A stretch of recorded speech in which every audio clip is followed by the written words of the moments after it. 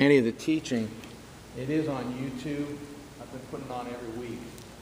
And all you need is a computer or an iPad or something. You can go on and should be able to find them based on the chapters, and you can tell which ones you haven't been able to get. Tonight we're in the last chapter of 2 Samuel, and that would be 2 Samuel 24. 2 Samuel 24. And there's an interesting situation that arises here in chapter 24. It begins in chapter 1. Let me just back up and bring us to where we are here. David has come through a lot of turmoil so far. We remember as back in chapter 11, he committed the worst offense of his life when he saw Bathsheba and invited her to his house, had her brought, and ends up involved with her. She's pregnant, and he turns around and has her husband killed. And Nathan the prophet comes to him and says, because of this, God has forgiven you. You're not going to die, but the sword's never going to leave your house. And we've seen not too long after that how things began to really go bad for him. His son Amnon raped his half-sister Tamar, and then her brother Absalom ended up killing Amnon later. Then Absalom rebelled against David, and Absalom ended up running away, but coming back and led a rebellion and almost won. And then Absalom gets killed, and then we had another guy as he was coming back, a guy named Sheba, who said, hey, we don't have any part in David, so we're going to move and we're going to do our own thing. And so they had to get that put down. And so we've come all of these different things, and the last years of David's life were filled with turmoil and filled with difficulty, and there's not really any end in sight, to be honest with you. It goes on right up until almost to David's dying day. Well, at one point here, toward the end of his life, though, David is moved to do something. And it may not make sense to you why this is a problem, but I'll try to make that clear to you. It says, again, the anger of the Lord burned against Israel, and he incited David against them. Wait a minute. The anger of the Lord burned against Israel. So God's ticked at Israel. So he moves David to do something and says, go and take a census of Israel and Judah. We have to understand that the way the scriptures are written, God gets, I don't want to say gets the blame, but kind of does. It gets said that he did this and he did that, when in actuality he allowed it to happen. And he had reasons for allowing it to happen. And I guess when you have somebody who has such total control as God does, you can say that, okay, he made it happen. He did this, because he does ultimately control everything. What actually was going on here, when we look over into the book of Chronicles, we find in 1 Chronicles, and I believe it's going to be around chapter 21, it says in chapter 21, verse 1 of 1 Chronicles, and by the way, let me just explain to you, sometimes it's difficult for us to track with what's happening because there's a chronological order of things from Joshua, Judges, 1st and 2nd Samuel, including Ruth thrown in there, and then you get 1st and 2nd Samuel, 1st and 2nd Kings, and then all of a sudden you come to 1st Chronicles, and if you're reading through the scripture, you're like, wait a minute, I already read all this stuff before. That is, if you make it past the first 9 chapters. How many of you know what's in the first 9 chapters of 1st Chronicles? And David begat Nathan, who begat this person, who begat this person, who begat 9 chapters of that. That is daunting. Almost as daunting as reading the book of Leviticus. Any of you ever read the book of Leviticus? That's a challenge too.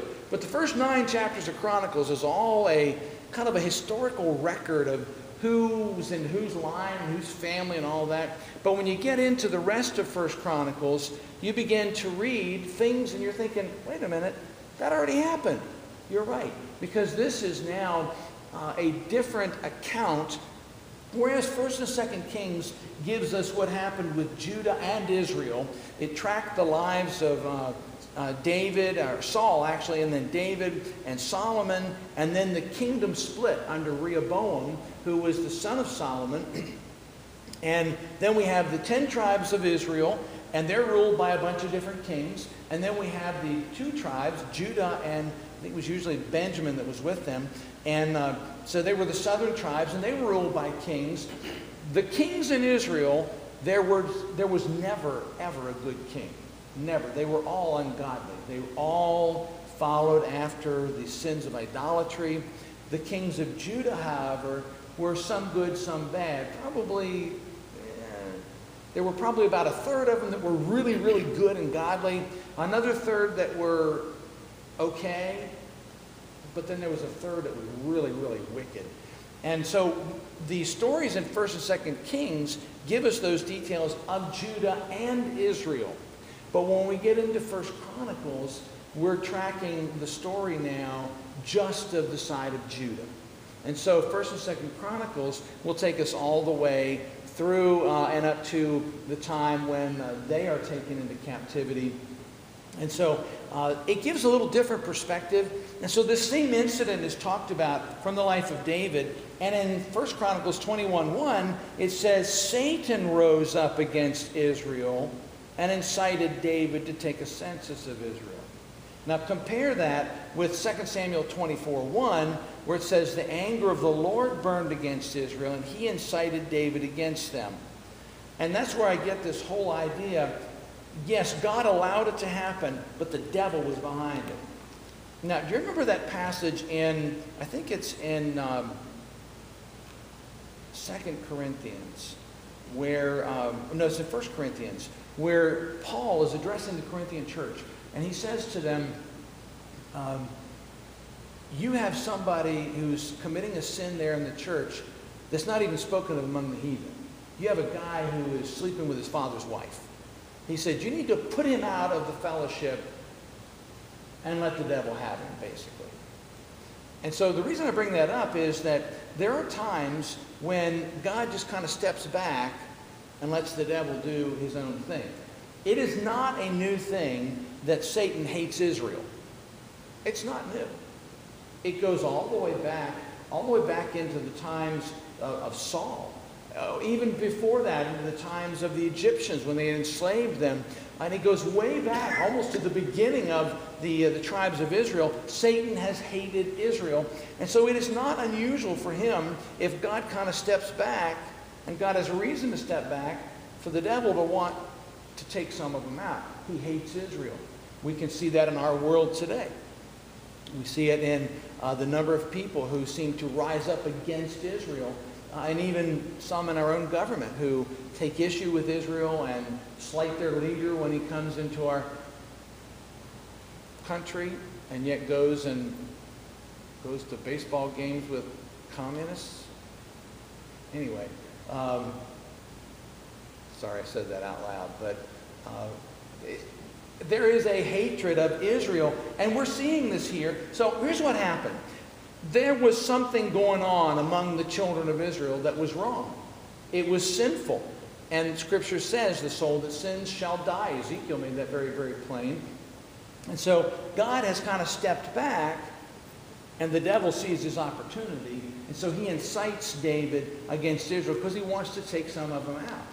And so that's what's going on here. And what we've got to understand, first off, is God cannot be mocked. If you sow to the flesh, you're going to reap from the flesh destruction. These people in Israel, even though David was the king, these people had done things, so God just stepped back and withdrew his protection. That's one thing we don't want him to do with us. We don't want him to step back because of our disobedience and leave us to the devil. You know, there's a beautiful scripture in Romans 8:28 that says that we know that all things work together for good to them that love God, to them that are the called according to his purpose. That's a powerful promise, that when I am walking with him and I love God and I'm called according to his purpose, everything in my life, he takes it and makes good out of it. It's amazing to me how God does this. And so we need to understand that God's not somebody to be trifled with. Israel was trifling with him. They were being disobedient, so he just stepped back. And so Satan incites David then against Israel. Now, Here's the thing, though, we've got to see. David goes, now let's go back into 2 Samuel here. And it says that he says to Joab and the army commanders, I want you to go throughout the tribes of Israel, from Dan, which is up in the north, all the way to Beersheba, which is in the south, and enroll the fighting men, so that I may know how many there are. Now, of all people, who speaks up? Joab. Now, you remember Joab. Joab is the guy who is focused on his own position. He loves the position of influence he has as the general of the army. He has worked painstakingly. He's a nephew of David, and he has really put forth himself to make sure that nobody else gets that position. He murdered Abner because Abner had killed his own brother, but it wasn't in a time of war, and he deceived him. Then he killed Amasa so he could keep his position. But he's also the one who is sometimes, when David needed some hard words, he's the only one that had the courage and the nerve to come to David, besides the prophet, and say, hey, this needs to stop. Remember when Absalom had been killed and David was weeping and wailing, and the men are coming in like puppy dogs with their tails tucked between their legs. They should have been celebrated, and yet they're coming in. They hear the king weeping because his son's dead. And Joab said, listen, you better dry it up, suck it up, and get out there and make those men happy, or you're going to be really in big trouble. David needed to hear that. Well, David needed to hear what Joab's about to say here also. Look what he says. May the Lord your God multiply the troops 100 times over, and may the eyes of my lord the king see it. But why does my lord the king want to do such a thing? Joab knew that this was displeasing to God. He knew that God would not have wanted David, because he'd been with David. He's been with David for probably 45 years now. 40 years of David's kingship, and probably 5, maybe even 10 years when David was on a fugitive. Joab's been around him, and Joab knows how the Lord works with David, and he's watched in David's life, and he's like, hey, wait a minute. God's your protector. You don't want to make him angry. May you have more troops than anybody else, but why do you want to do this? Why do you want to make him angry? He knew where the victory had come from. He knew where the power came from. But it says in verse 4, the king's word, however, overruled Joab and the army commanders, so they left the presence of the king to enroll the fighting men of Israel. All right, here's a caution for you. I love to find practical stuff here. Be cautious about things that you are absolutely dead set to do. Be cautious of that. When somebody comes to you and says, you know what, you've been talking about doing this, I don't think, no, don't talk to me. I'm doing it. I'm going to do it. Now, none of you do it. But when I was younger, I used to do that. I'd get my heart set on something, and I'm going to do it. Don't get in my way. It's going to happen. We've got to be really, really cautious, because there's a certain blindness that associates itself with this determination that I'm going to do. David was, I'm going to do it. No, Joab, no. Hush. Psst. Don't say it. No, I'm going to do this. And it wasn't from God. God was letting it happen, but it was Satan that had incited him. And then David later lives to regret the decision that he made. Be cautious of the things that you are determined to do. Always, always be willing to listen. Even if it doesn't change your mind, at least be willing to listen to dialogue. Now, I'm not talking about biblical convictions. I'm not talking about that. I don't think you need to discourse and dialogue with somebody who wants to change your belief about what Scripture teaches. I'm talking about things where it could or it could not. Maybe is, maybe isn't. It might be a good thing, might not be a good thing. We really don't know. Be cautious of those things. Satan might be behind it. The king's word overrules Joab and the army commanders. So, what did they do? They went out and they counted. Now here, this is an interesting thing.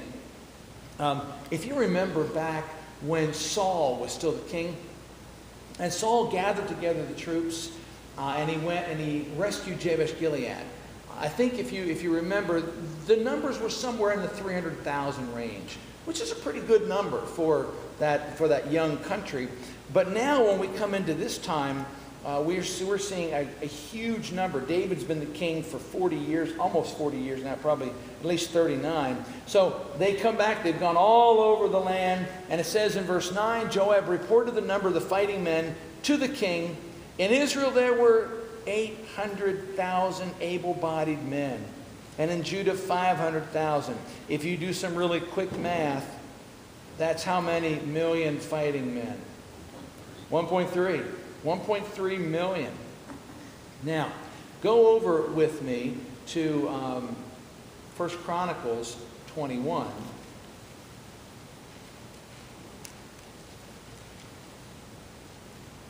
And look at verse 5, chapter 21, verse 5. Joab reported the number of the fighting men to David. In all Israel, there were 1,100,000 men who could handle a sword. That's 300,000 different there, including 470,000 in Judah. Those discrepancies are explained. Let me just give you a couple of things. There was a standing army of around 300,000 that are not counted in the 2 Samuel numbers. They are counted in the 1 Chronicle numbers. They were ones where, for example, it says that there were 12 generals, and this is in 1 Chronicles 27, 1 through 15. There were 12 divisions of generals who commanded each month, and they were watching over the king. And they had a group of troops, each of them, that was 24,000, and that brought the number to 288,000. But there was a separate detachment of 12,000 that were with the 12 princes of Judah. That brings us up to the 300,000 mark that the Israel numbers were off. And there was also another group in Judah that was somewhere around the 24 to 27,000 number. So the numbers all tally out when you look at them the right way. So let's think about this, though. God is really, really ticked that David has counted the men. Why? Why would God be... I mean, pastors do this every Sunday. They count every Sunday.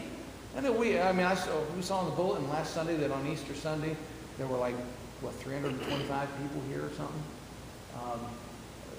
Is it wrong that pastors count? It was wrong. God really got upset at David. And David, in fact, is stricken. His conscience really begins to torment him. It says here, David says, I have sinned greatly by doing this. Now I beg you, take away the guilt of your servant. I've done a very foolish thing. And so God says, okay. The prophet comes and he says, you got a choice. You can have either, and this will tell you how bad this was in God's eyes. You can either choose 3 years of famine, or 3 months of being swept away in front of your enemies, their sword overtaking you, or 3 days of the sword of the Lord, a plague in the land, the angel of God ravaging every part of Israel. Now, the prophet says, decide how I should answer the one who sent me. This is the theocracy at work. You say, what are you talking about? Israel was meant to be operating this way. A theocracy is when the king is the ruler, but the king is under God. Theocracy means God's the king. Okay? God's the king, and God communicates to the prophets who communicate to the earthly king, and the earthly king listens to them. That's a theocracy. Now, we don't have a theocracy. I don't think there's a theocracy on the face of the earth right now.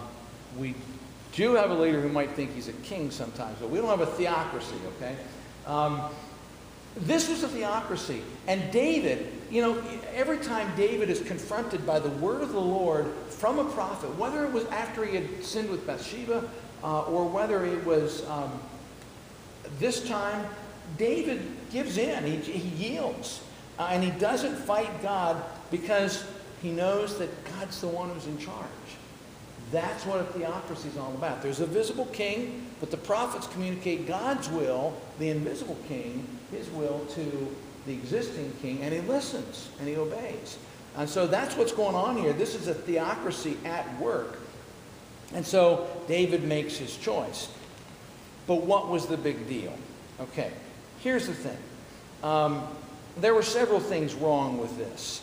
One of them is it yielded itself to David being proud. I have 1.3 million men at my disposal. Wonder what I can do with that many men. I wonder what lands I can conquer. I wonder what other areas I could take over. And it causes David to begin to rely on something other than God.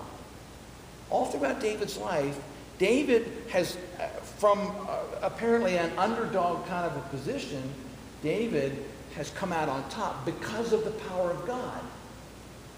This is a reliance on the flesh. And had we had time to go on into Kings, we would have seen so many of the kings of Judah that they would start off good, start off well. Even Solomon started off well, but then later on, they begin to rely on their own wealth and on their own power and on their own selves.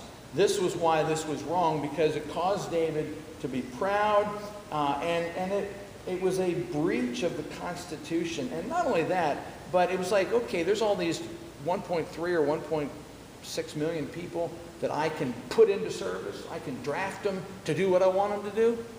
And it was an infringement of the liberty of the people. I need to stop this and change it.